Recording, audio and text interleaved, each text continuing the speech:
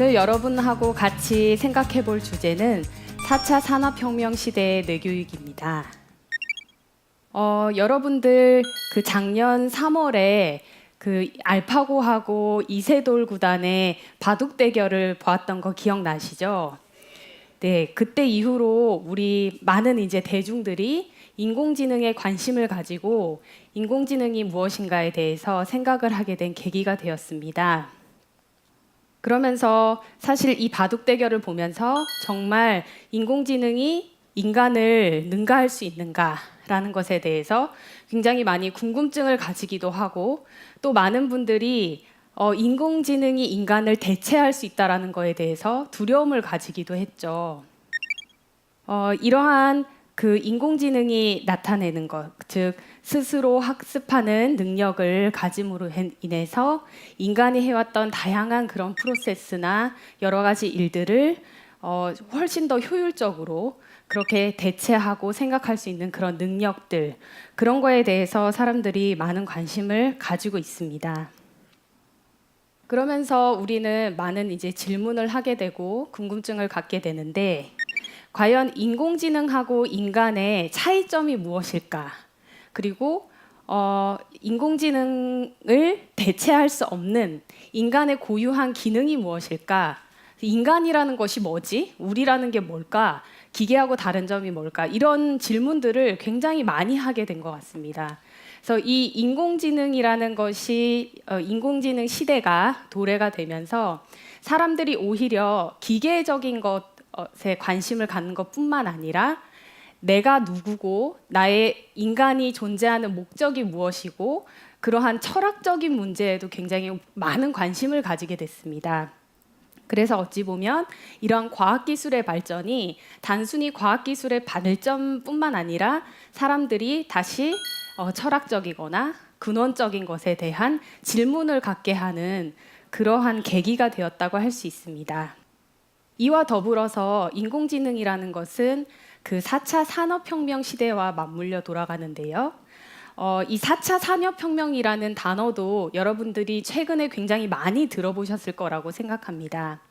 원래 이 4차 산업혁명이라는 단어는 올해 초에 다보스 포럼에서 나온 이런 단어이고요. 이 4차 산업혁명은 정보통신 기술을 통해서 일어난 여러 가지 다양한 기술들이 융합되고 새로운 기술들이 생겨나게 되는 그런 혁명 시대를 말하고 있습니다. 그래서 이러한 4차 산업혁명의 주요한 기술들이 여러 가지가 있는데요. 그 중에 하나가 아까 말씀드렸던 인공지능이나 로봇공학, 그 다음에 사물 인터넷, 또 뭐 무인 운송 기관 같은 것도 많이 있고요. 그리고 나노기술이나 생명공학도 이 4차 산업혁명 안에 들어가서 앞으로 인간들이 어떤 인공장기를 만들게 되거나 아니면은 질병 유전자 같은 것을 조작해서 질병에 걸리지 않도록 하거나 하는 그런 생명공학 분야까지를 모두 포함합니다. 그런데 우리가 여기서 잠깐 생각을 해야 될 부분이 있습니다. 우리는 그냥 4차 산업혁명 시대에 새로운 기술이 나온다라는 것에 굉장히 가슴 설레고 기대되고 하는 그런 생각들만 가지고 있는데 과연 4차 산업혁명 시대에 우리가 그러한 시대를 맞을 준비가 되어 있는지 그리고 4차 산업혁명 시대가 가져올 문제점은 무엇인지 시대가 도래했을 때 필요한 것은 무엇인지 이런 것들을 한 번쯤 생각해 볼 필요가 있습니다. 4차 산업혁명하고 같이 맞물려서 일어날 수 있는 문제점들은 뭐가 있을까요? 일단 4차 산업혁명과 생명윤리의 문제가 있습니다. 예를 들어 우리가 최근에 유전자 가위 조작을 통해서 맞춤형 아기를 만들 수 있습니다. 예를 들어 이제 부모가 원하거나 이제 사회적으로 원하는 그런 그 유전자는 남겨두고 그다음에 뭐 질병에 관한 유전자거나 아니면 이제 원하지 않는 그런 유전자는 제거하는 그런 맞춤형 아기가 탄생할 수 있는 그런 기술은 개발이 되었는데 과연 이런 유전자 변형이나 이런 것들을 어디까지 제재를 할 것인가 하는 그런 규제는 아직까지 정확하게 공론화가 되어 있지 않은 상황입니다. 또 3D 프린팅 요즘에 얘기 많이 하죠. 요즘에는 이제 4D 프린팅이라고까지 나왔는데요. 그러한 3D 프린팅을 통해서 그냥 우리가 뭐 건물을 만든다거나 물건을 만든다거나 하는 것뿐만 아니라 어떤 세포를 이렇게 프린팅해서 인공 장기도 만들 수 있는 기술이 계속해서 발전을 하고 있습니다. 그런데 이렇게 인공 장기가 만들어졌을 때 이 장기 또한 고장이 날 수 있죠. 그런데 이게 그냥 단순하게 고장의 차원이 아니라 이것이 생명하고 직결된다면 그 책임을 누가 물을 것인가 하는 것도 우리가 다시 한번 생각해 볼 문제입니다. 또한 우리가 여러 가지 이제 기술이 발전하고 빅데이터가 발달함으로 인해서 우리가 가지고 있는 여러 가지 생체 정보들을 모두 데이터화해서 저장할 수 있는 시대를 살고 있습니다.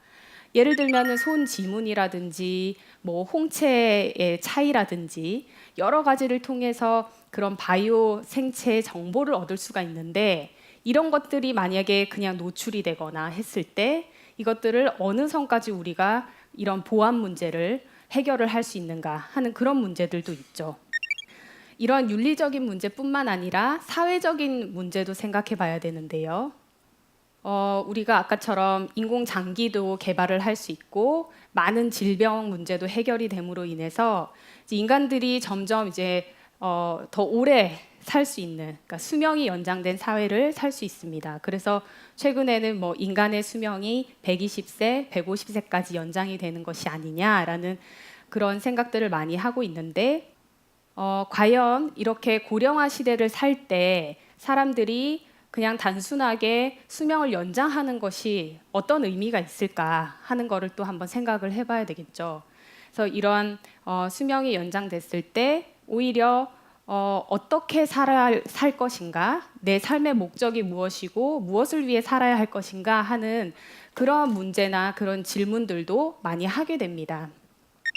그리고 나노 기술이나 이런 새로운 소재가 발달함에 따라서 이것들이 끼칠 환경적인 문제도 있을 텐데 이것들을 그냥 하나하나 제재하기가 굉장히 힘들 거라는 거죠. 그래서 개인이 이러한 환경 문제를 스스로 인식하고 스스로 이걸 보호하려고 하는 그런 인식의 전환이 매우 시급한 상황입니다. 이 4차 산업혁명 시대에서는 창의적이고 융합된 사고가 굉장히 필요로 합니다. 왜냐하면 기본적인 기술들이 굉장히 많이 발전을 하게 되는데 과연 이 기술들을 어떻게 융합해서 새로운 창조물을 만들어낼 것이냐 하는 그런 질문들도 많이 하게 되는 것이죠. 근데 이러한 창의적이고 융합적이고 통합적인 사고라는 것은 단순히 각 분야에 있는 사람들이 그냥 모여가지고 각자의 이야기를 하면 되는 그런 물리적인 결합을 통해서 이루어지는 것이 아니라 한 사람 안에서 여러 가지 지식이나 경험이나 그런 지혜들이 화학적으로 결합을 해서 나오는 것이라고 할 수 있습니다. 그래서 한 사람 한 사람이 어떻게 이렇게 방대한 지식들을 가지고 있음으로 있고 그다음에 그 안에서 다양한 뭐 지혜나 아니면은 창의적인 사고를 할 수 있는 것일까라는 것을 우리가 한 번쯤 생각을 해봐야 할 문제입니다. 그래서 이러한 과학기술의 대안으로 인문학을 말한 사람이 있는데요. It's in Apple's DNA that technology alone is not enough. That it's technology married with liberal arts, married with the humanities, that yields us the result that makes our hearts sing. And nowhere is that more true than in these post-PC devices. And a lot of folks in this tablet market are rushing in and they're looking at this as the next PC. The hardware and the software are done by different companies, and they're talking about speeds and feeds just like they did with PCs. And our experience in every bone in our body says that that is not the right approach to this. That these are post-PC devices that need to be even easier to use than a PC, that need to be even more intuitive than a PC. 그래서 이렇게 얘기를 했죠. 과학기술만으로는 충분하지 않고 그다음에 이런 인문학적인 사고를 통해서 뭔가 새로운 그런 융합이나 이런 것들이 필요한 시대다라고 이야기를 했습니다. 저는 과학기술의 더 나은 발전 또는 따뜻한 기술이라고 하죠. 인간적인 그러한 요구라든지 이런 것들을 충족시키는 그런 과학기술, 그런 것에도 인문학이 필요하지만 과학기술이 만들어낸 여러 가지 앞서서 이제 말씀드렸던 그런 문제점들에도 인문학이 굉장히 중요하다라고 생각을 하고요. 그런 부분에 있어서 뇌교육이 바로 이러한 과학기술의 대안을 찾고 방향을 제시하는 데 굉장히 중요한 역할을 할 것이라고 생각을 합니다. 왜냐하면 뇌교육을 통해서 사람들이 자기 자신에 대한 성찰을 할 수가 있는데요. 자기 자신이 누구이고 자기 자신이 왜 소중한지에 대해서 생각을 하고 성찰을 하게 되고 또 나에서부터 나아가서 그 옆 사람들이 그러니까 내가 중요하고 내가 존중받는 그런 존재인 것만큼 내 옆 사람들은 어떠한 존재이고 우리가 어떻게 관련이 되어 있는가를 성찰하는 데도 굉장히 중요하다고 생각하고요. 나와 너, 나아가서 우리라는 범위에서 넓게 생각을 해봤을 때 우리가 함께 뭔가 문제를 해결해야 하고 그다음에 이 시대를 어떻게 발전시킬 것인가 하는 거에 대해서도 충분히 이제 고민할 수 있는 그런 방법을 제시해 주는 것이 뇌교육이라고 생각합니다. 그럼으로써 사람들이 아까 말씀드렸던 환경 문제라든지 그다음에 고령화 사회가 도래하면서 생기는 여러 가지 사회적인 문제, 윤리적인 문제가 그냥 나랑 상관없는 그냥 바깥에서 일어나는 문제가 아니라 내가 그 모든 지구라든지 우주 안에 있는 존재로서 이 모든 것들을 내 일처럼 고민하고 대안을 찾아야 되겠다 하는 그러니까 지구 시민의 정신으로까지 확장이 될 수 있는 것이죠. 그리고 고령화 시대가 되면서 사람들이 건강하고 행복한 삶을 굉장히 추구를 하게 되는데요. 이러한 뇌교육의 방법 중에 하나가 이제 몸을 깨우거나 뇌를 깨우거나 또는 이제 신체적으로 건강해지는 그런 여러 가지 방법들이 있는데 이것을 이제 노인층에게 도입을 하게 되면 노인들이 좀 더 건강한 삶을 주도적으로 살 수 있게 되고요. 또한 뇌교육을 통해서 4차 산업혁명 시대가 요구하는 창의성이나 통찰력을 가지게 될 수 있는데요.